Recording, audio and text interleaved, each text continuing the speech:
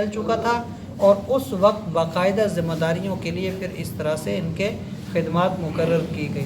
تو یہ ایک تقسیم ہوتی گئی کہ کچھ لوگ ایک ایک ذمہ داری پر آتے گئے، اور یہی یہاں ایک چیز ذمہ داری ہے کہ آپ میں سے کچھ لوگ ایسے ہونے چاہیے کہ جو لوگوں کو اچھائی کی دعوت دیں، بھلائی کی دعوت دیں، دین کا پیغام دیں، دین کا اصل راستہ بتائیں اور لوگوں کی دین کے تمام تر معاملات میں رہنمائی کریں۔ تو کچھ لوگ ایسے ہونے چاہیے، وَيَأْمُرُونَ بِالْمَعْرُوفِ، اچھی بات کی وہ ہمیشہ حکم کریں، وَيَنْهَوْنَ عَنِ الْمُنْكَرِ، اور کچھ برا ہوتا ہوا دیکھیں تو اسے روکیں بھی صحیح۔ یہاں تک آتا ہے کہ جو بندہ حضور علیہ الصلوۃ والسلام کے فرامین ہیں مختلف انداز میں، جن کے مفہوم یہ ہیں، فرمایا کہ جو بندہ برائی سے نہیں روکتا، آتا ہے کہ بروز قیامت الٹا لٹکایا جائے گا۔ اور یہ بھی آتا ہے، حضور نے فرمایا کہ میری یہ جو امت ہے نا، میری امت ایک کشتی کی مانند ہے۔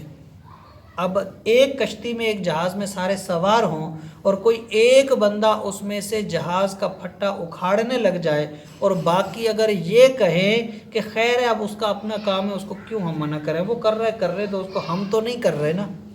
اگر سارے یہ سوچیں کہ ہم نہیں کر رہے، ایک بندہ کر رہا ہے تو کیا ہے اس کا، تو ہوگا یہ کہ وہ اس پورے جہاز کو ڈبو دے گا۔ وہ پھٹا نکالے گا، جہاز میں پانی آنا شروع ہوگا اور پورا جہاز ڈوبے گا۔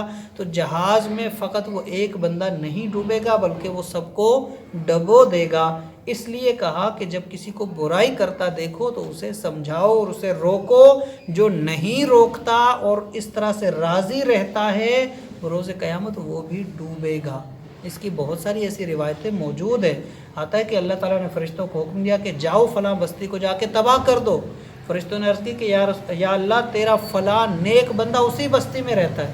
کہا کہ مجھے نہیں اس کی ضرورت، اس کے سامنے برائیاں ہوتی ہیں اور لوگوں کو منع نہیں کرتا۔ تو وہ بندہ چاہے وہ خود نیکی کر رہا ہے، لیکن وہ دوسروں کو جب نہیں منع کرتا، نہیں سمجھاتا، تو پھر اللہ تعالیٰ ایسے لوگوں کو بھی ساتھ غرق کر دیتا ہے۔ اس لیے کہا کہ ہونے چاہیے ایسے لوگ، وَيَنْهَوْنَ عَنِ الْمُنْكَرِ، جو برائی سے بھی منع کریں، جو برائی سے بھی روکیں، اور فرمایا جو یہ کام کرتے ہیں وَأُولَٰئِكَ هُمُ الْمُفْلِحُونَ، یہ فلاح والے اور کامیاب لوگ ہیں۔ تو ہمارے لیے کیا سبق ہے کہ یہ تو ثابت ہو گیا، جو آپ کو اچھی بات کی دعوت دے، جو آپ کو اچھا کام کرنے کا حکم دے، جو آپ کو برائی سے روکے، وہ کامیاب ہے۔ ہمارا کیا کام ہے کہ اب یا تو لوگوں کو اچھے کام کی دعوت دیں یا لوگوں کو برائی سے منع کریں، یہ سارے کام خود کریں۔ اگر ہماری یہ ذمہ داری ہم سے نہیں بھی ہوتی تو کم از کم جو لوگ یہ کام کرتے ہیں ان کی تو سند ہے کہ وہ کامیاب ہیں۔ ان کامیابوں کے ساتھ نہ لگ جائیں، ان کامیاب لوگوں کے دامن سے نہ وابستہ ہو جائیں۔ یہی چیز آج ہے، یہی اولیاء اعظام ہیں جن کی پوری زندگی فقط اللہ کے لوگوں کو اللہ کے خیر کی طرف بلانے میں، اچھی بات کا حکم دینے میں اور برائی سے روکنے اور سمجھانے میں گزرتی ہے۔ تو اسی وجہ سے آج امت ان اولیاء کی خدمت میں دن رات لگی رہتی ہے۔ جو حیات ہیں ساری زندگی ان کی خدمت کریں، اور جب وہ صاحب مزار ہو جائیں تو پھر ان کے مزارات کی بھی زیارت ہوتی رہتی ہے۔ یہی وجہ ہے کہ ہم اولیاء اعظام کے دامن سے ہمیشہ وابستگی کی کوشش کرتے ہیں، اور ہم سب کو یہ کرنا چاہیے۔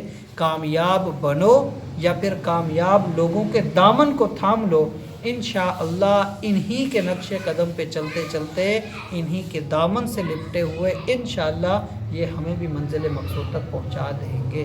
اللہ تعالیٰ سے دعا ہے اللہ تعالیٰ ہمیں صحیح طور پر قرآن کریم کی تعلیمات کے عین مطابق اپنے عقائد کو، اپنے تعلقات کو درست رکھنے کی توفیق عطا فرمائے۔ وما علینا الا البلاغ المبین۔